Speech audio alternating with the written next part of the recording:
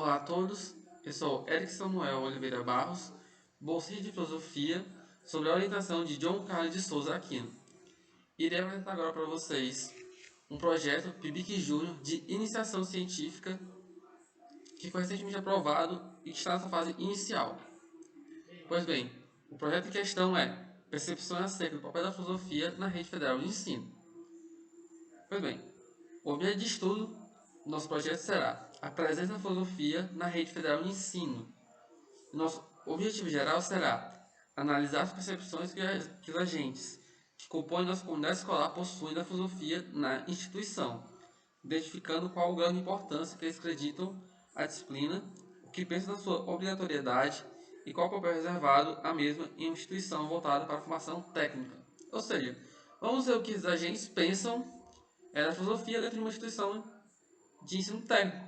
Se ela é útil, se ela é inútil, se ela é importante, se ela não é, e se ela deve ser obrigatória ou não, ou se ela deve ser optativa, certo? Como objetivos específicos, nós teremos elaborar questionários para realizar o levantamento de dados sobre o projeto, para o projeto, no caso, analisar os resultados obtidos com a aplicação dos questionários, compreender o lugar, a importância e a função da filosofia na educação básica para cada agente da comunidade escolar, ver o que cada um pensa da filosofia. E, por fim, discutir o papel da filosofia no IFCE a partir de todos os dados levantados. Pegar todas essas percepções, analisar elas e discuti-las diante do papel da filosofia. Pois bem, eu venho aqui, reivindico uma reflexão sobre o que cada um dos nossos agentes pensam e tudo, mas sem nenhum fundo, sem nenhuma razão. Bom, eu li agora para vocês a história da filosofia na educação básica brasileira, para mostrar que a filosofia não tem uma história curta, porém tem uma história consistente, mas ainda assim reação da sua importância. Pois bem, a filosofia é presente desde a era colonial, ou seja, ela está aqui desde quando o Brasil é colônia, desde o século XVI. No começo ela é ensinada por jesuítas da Companhia de Jesus, que era quem possuía o monopólio da educação no Brasil. Ela tinha um viés religioso de acordo com as teologias e doutrinas da Igreja Católica, ou seja, ela tinha como objetivo promover o cristianismo na sua visão católica, ensinando os dogmas da Igreja, o que ela pregava e coisas do tipo. A filosofia era ensinada entre as classes que tinham acesso à educação, os homens bons, que eram as pessoas que tinham terras, propriedades e bens. A filosofia era ensinada nas aulas de moral, lógica e metafísica, segundo os preceitos de São Tomás de Aquino. Isso porque o sistema educacional que os jesuítas usavam era o sistema escolástico de ensino. Esse sistema de ensino vai durar por 2 séculos aqui no Brasil, até que no século XVIII ocorrem as reformas pombalinas, que foi uma mudança na educação brasileira. Marquês de Pombal promoveu essas mudanças. A primeira delas foi trocar o caráter da educação brasileira, substituindo o humanismo católico por um viés mais iluminista tecnicista, né? Um viés mais científico, uma visão mais empírica do mundo, certo? Só que para tal, o Marquês de Pombal expulsou os jesuítas, que combatiam os ideais iluministas. Só que, com a expulsão dos jesuítas, vai haver uma grande carência de professores. Porque, bem, os professores na época eram os próprios jesuítas, certo? E a partir disso, foram então instituídas as aulas régias. O que eram as aulas régias? Eram aulas avulsas que não estavam interligadas entre si, de forma que uma não dependia da outra. Ou seja, eram aulas completamente independentes uma da outra, nenhuma tinha a ver com a outra. Os professores eram indicados pelo próprio rei de Portugal, e cada aula régia possuía um diretor de estudos.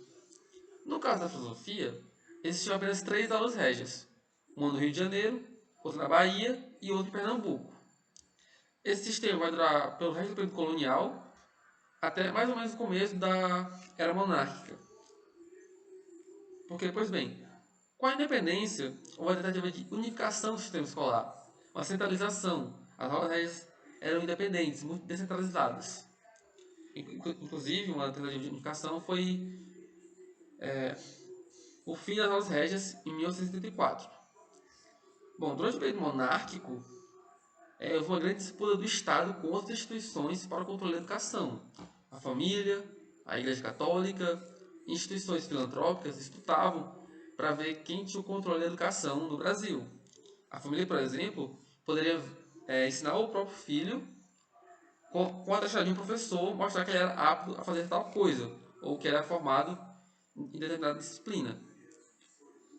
Naquela época, o Brasil só possuía um colégio, que era o Dom Pedro II, e nele a filosofia era uma das 12 disciplinas obrigatórias. Ainda durante o período monárquico, vão haver 3 reformas da educação. A primeira, em 1872, que vai ampliar a carga horária da filosofia. A segunda, em 1870, que vai cortar a carga horária da filosofia. E a terceira, em 1878, que vai cortar mais uma vez a carga horária da filosofia. Detalhe, essas duas últimas reformas são de caráter positivista, certo? Pois bem, detalhe, é importante destacar que o ensino da filosofia esteve presente na educação brasileira, tanto no período colonial quanto no imperial. Ou seja, ela nunca teve sob ameaça de perder seu status como disciplina obrigatória. Ela nunca foi contestada, certo? Só que isso vai mudar. Com a proclamação da República, a filosofia se encontra ameaçada. Por quê? A República Velha, ela tem um grande viés positivista, influenciado pelo Benjamin Constant, especialmente no começo, com a República da Espada e tudo. A filosofia é logo de cara excluída da matriz curricular, só que isso não vai agradar todo mundo. Vai ter um grande debate sobre se a filosofia deveria voltar ou não para matriz curricular. Não é só um debate sobre a filosofia sozinha, mas sobre o caráter do ensino brasileiro. Então se formam meio que 2 grupos: humanismo e tecnicismo. Uma visão mais humanista de ensino e outra visão mais tecnicista. Pois bem, durante a República Velha vão haver 2 reformas. Uma em 1915, que vai trazer a filosofia de volta, só que como optativa, e outra em 1925, que trará de volta, agora definitivamente como obrigatória.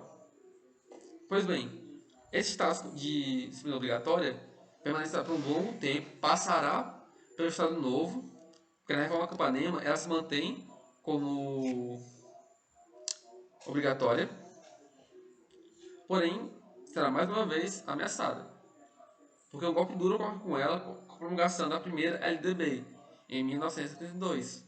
Por quê? Porque nessa LDB a filosofia volta a ser uma disciplina optativa. Esse golpe é piorado com a ditadura militar, porque ele exclui mais uma vez a filosofia da matriz curricular e a substitui pela educação moral e cívica, a matéria de educação moral e cívica. Isso porque é um governo de militares, o exército brasileiro, desde o século XIX, é positivista, tem um caráter positivista, e também para tentar cortar qualquer tipo de crítica ao governo ou seus ideais defendidos. Durante o processo de redemocratização do Brasil, a filosofia ela volta para a matriz curricular como optativa, com a reforma de 1982. Isso vai gerar um grande debate. Em 96 vai ter outra LDB que mantém o status como optativa, até que em 99 um projeto de lei passa no Congresso e no Senado, mas é vetado pelo então presidente Fernando Henrique Cardoso.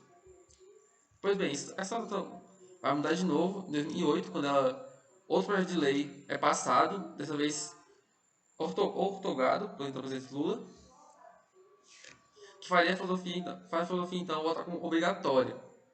Detalhe, em 2008, além do retorno da filosofia como obrigatória, também há a Lei de Criação dos IEFs, a Lei 11.684. Ou seja, o Instituto Federal, enquanto Instituto Federal, desde o surgimento, já tem um vínculo com a filosofia, certo? Porém, esse status ele muda de novo, para pior, com a promulgação do novo ensino médio, em 2017. Porque a filosofia, então, é posta na categoria de práticas, onde ninguém sabe exatamente qual é o seu papel. Se ela é obrigatória, se ela é optativa. A mídia digital vem sofrendo várias ameaças e golpes também. Corte de carga horária, corte de verbas e outras coisas do tipo. Nas minhas considerações finais, eu venho aqui defender o papel da filosofia como uma disciplina obrigatória. Por quê? Porque a filosofia vai além de um porquê das coisas. Ah, porque o céu azul? Porque o arco-íris passa pela água? Não, não é, assim, não é só isso. Se fosse por isso, bastava descobrir os processos físicos do mundo. E aí ela resolver as coisas. Não, a filosofia é um estudo sobre nós mesmos, sobre como agimos, sobre onde vivemos. É estudar o que nos faz, nossos pensamentos. É pensar, é dialogar. É um pilar para a formação do cidadão para o futuro do Brasil. Que vai além, porque no caso de uma instituição de ensino técnico, ela vai além de preparar o aluno para o mercado de trabalho. Vai formá-lo para ser um cidadão no futuro. Faz parte da criação de um ser pensante, democrático e aberto ao diálogo. Isso relevância tem que ser compreendida tanto por alunos quanto por professores. Porque o que vai estar o aluno de uma disciplina que o seu próprio professor contesta, questiona, certo? Obrigado pela atenção. Fiquem bem.